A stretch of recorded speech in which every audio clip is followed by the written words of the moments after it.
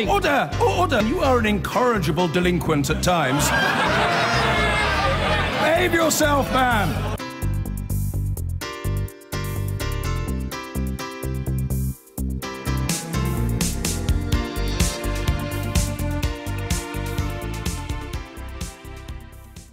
Now, back here, a distinct change in mood. All sorts of figures have been talked about in reference to Britain's divorce bill for leaving the EU over the weekend. One suggestion was £36 billion. Whatever the figure, the assumption was it was for a clean break.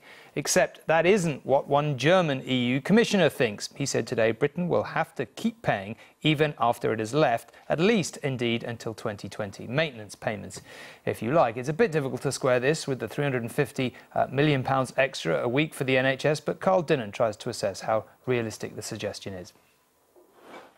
There's always a row over the bill, and this is a big one. Some Europeans have suggested €100 billion. Some Brexiteers say Britain owes nothing at all. In fact, the EU's opening gambit was £60 billion, and there are suggestions now that Britain could settle for 40. That's £36 billion. Ministers say it's speculation. Nothing is agreed until everything is agreed in the negotiations.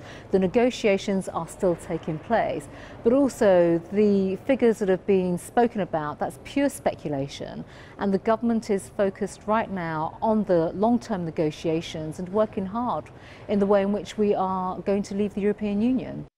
But is the £36 billion figure plausible?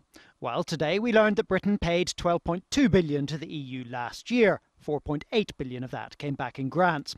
Although Brexit is due to happen in March 2019, Britain has already committed to an EU budget running until 2020.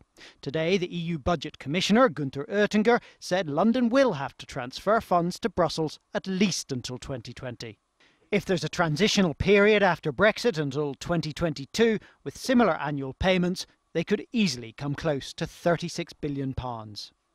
Now, the Prime Minister's official spokesman said that was not a figure he recognised, but he also said that when the Prime Minister wrote to the EU to say Britain was leaving, she said the UK would need a fair settlement of its rights and obligations. But of course, hardline Brexiteers say there should be no payments at all.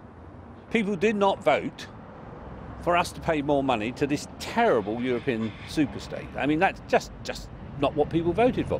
What they should be asking is how much are they going to give us back of that £200 billion that we gave to subsidise countries in the EU. Were there in the final deal to be a proposal that we pay them tens of billions of pounds, what do you think Parliament would do when it comes to voting on it? Well, I absolutely don't think that is the case, but if it was, I think I and many other colleagues would think, well, that's not what the British people instructed us to do, so we wouldn't support it. In which case, the government might have to rely on Labour to get their Brexit deal through Parliament. Well, I'm not quite sure where this figure comes from. The figure seems to change week in, week out. Our principle is we want to negotiate for a tariff-free trade arrangement and access the European market. Whatever the size of the final bill, it does mean the money Brexiteers said would be repatriated when Britain left may be a long time coming. And Carl is here. Well, Carl, you had pictures of the famous bus there at the end. How could any of us ever forget it?